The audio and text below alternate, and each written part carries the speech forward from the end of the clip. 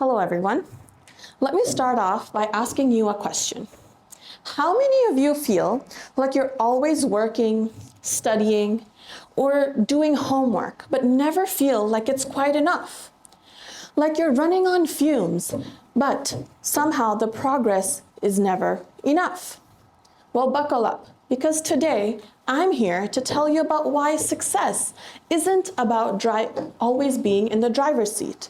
It's about learning to drive smart. Ever notice when trying to read something, to get everything done faster, it almost always has the quite opposite effect? You start off on page 1 with the best intentions, only to end up in some strange limbo around page 7. Like your brain went on a sudden lunch break, and before you know it, snap, you're waking up from that 5-minute nap that somehow lasted an hour. Let me share a story from my own experience. In high school and university, you'd find me studying a lot of the times at the library or at my desk at home. I would be there reading entire textbooks, taking notes from scratch, every chapter, every class. And in university, I would even record my professor's lectures, some of which were 3 hours long. Go home, listen to them again, taking even more notes. Now, if you spend 5 to 6 hours a day working like this, you'd probably think you're covering a lot of miles. But here's the thing. Just because I was driving fast didn't mean I was getting anywhere. I was burning fuel, sure, but I wasn't retaining any of that information. I was working hard, I wasn't working smart. And today, as a teacher, I see a lot of my students in the same boat, or rather, the same car. I'll ask them, how's your exam preparation going on? And they'll say, well, I finished reading the textbook and taking notes. My response usually is, well, that's great, but how much of it do you remember and understand? Just because you're driving 24/7 doesn't mean you're going in the right direction. It just means you're wearing out the engine. Working smarter means knowing when to skim, when to deep dive, and when to take a break. And today, I'm here to share 6 steps with you on how to make your journey smoother.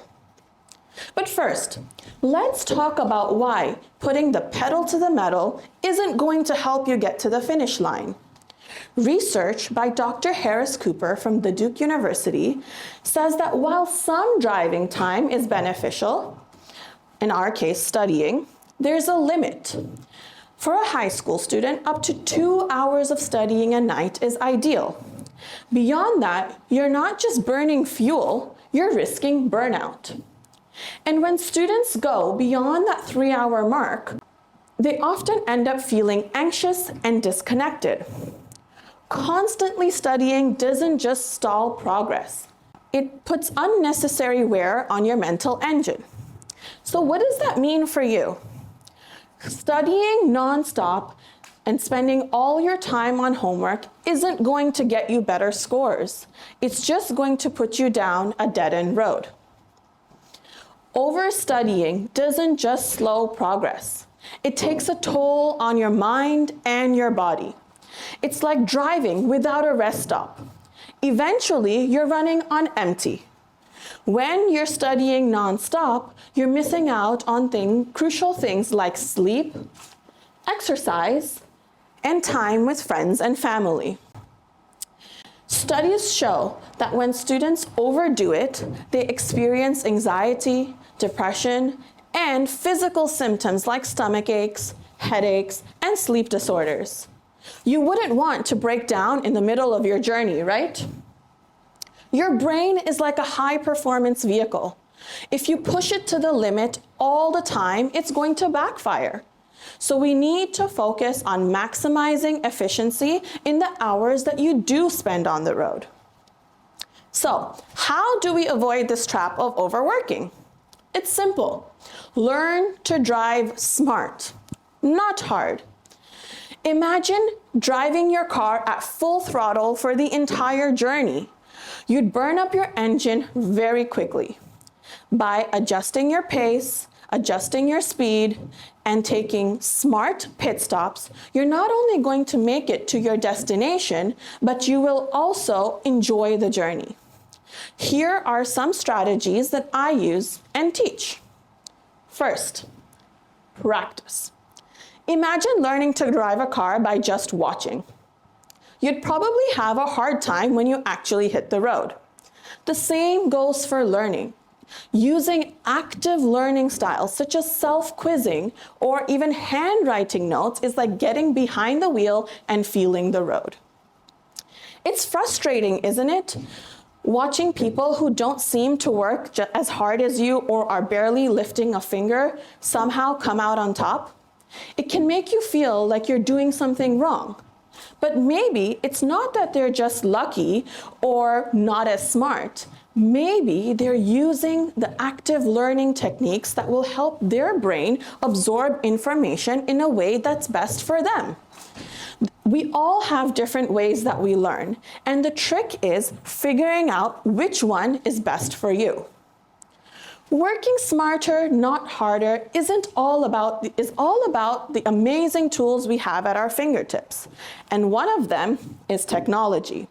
We rely on it so heavily to do our schoolwork and organizing that sometimes we feel like our devices are smarter than we are. But here's the thing. When it comes to remembering, good old pen and paper beat typing on a laptop anytime. It's like our brain wake up and say, hey, this is serious. You need to remember this. But on a laptop, your mind starts to wander faster than the 37 tabs you have open. So use technology, be smart, but sometimes your brain can use a good old-fashioned workout too. Step 2, find your co-drivers. Think of study groups as passengers in your car. Sometimes you're so focused on the road ahead that you can forget and miss important signs around you. A passenger can help point these things out. I remember joining a dreaded organic chemistry study group, and my friends were able to help point out mistakes that I was making. Study groups help keep you accountable.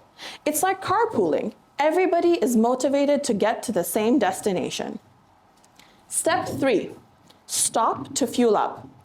Trying to cram all your studying in one marathon session is like driving without any gas stations. Just as a car needs fuel, your brain needs brakes. Spaced repetition allows you to absorb information bit by bit rather than overloading it. Step 4, drive steady. There's a technique known as the Pomodoro technique, which is study for 25 minutes, take a 5-minute break. It's like hitting cruise control. It keeps you steady, it keeps you at a steady pace without burning out. Your brain works better when it has short breaks, just like cruise control will avoid road fatigue. Step 5, prioritize your route. When driving, you don't want to take every single detour that you come across. You want to get to your destination as efficiently as possible. And the same goes for learning. Focusing on what is going to have the biggest impact on your learning is going to matter more. A student once came to me with an 8-page math homework review assignment. Panicked. So we sat down and we looked through it, only to notice that she didn't have to do the first couple of pages because she'd already mastered those skills. We only needed to work on the last few pages. So, like focusing on your main route instead of every single side road, prioritizing helps you focus on what matters. And step 5, don't text and drive. Multitasking is like texting while driving. Not safe, not smart. Our brains aren't able to handle multiple complex tasks at once. And every time you switch between tasks, there's a lag time. You're wasting time and losing focus.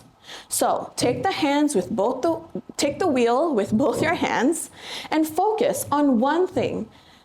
One thing at a time helps you get to your destination more efficiently. One of the most important lessons is that life isn't about the destination. It's about the drive itself. Think of your life as a long road trip. If you drive nonstop, you're going to miss out on amazing scenery and wonderful experiences along the way. Hobbies, sports, and social time are like fuel for your engine. They keep you going for the journey ahead. Students who keep their cars in balance, meaning they do things outside of schoolwork, actually perform better. Extracurriculars are like adding new features to your car. They help you grow and prepare you for the road ahead. Taking time to enjoy hobbies and relaxing aren't distractions, they're fuel for the journey. Success in school and in life doesn't come from putting the pedal to the metal or from driving all day and night. It's about driving smart. Just like on any road trip, it's not about how far you can go in one burst. It's about pacing yourself so that you can reach the finish line comfortably. Balance is the key. Focus on quality over quantity. Take the time to learn actively, manage your speed with good time management, and take regular breaks. Just as pit stops and breaks are crucial on a long journey, keeping time for hobbies, relaxing, and social time are essential for the long haul. And remember, these 6 steps aren't just for school, they're for life. Whether it's in your career or making family decisions or planning your next vacation, driving smart applies to all. When you approach each challenge with these strategies, you'll find you're not just getting to your destination smoothly, but you'll also enjoy the ride. So, take the wheel with intention, make thoughtful stops, and keep the journey balanced. And most importantly, remember to enjoy the ride. Thank you.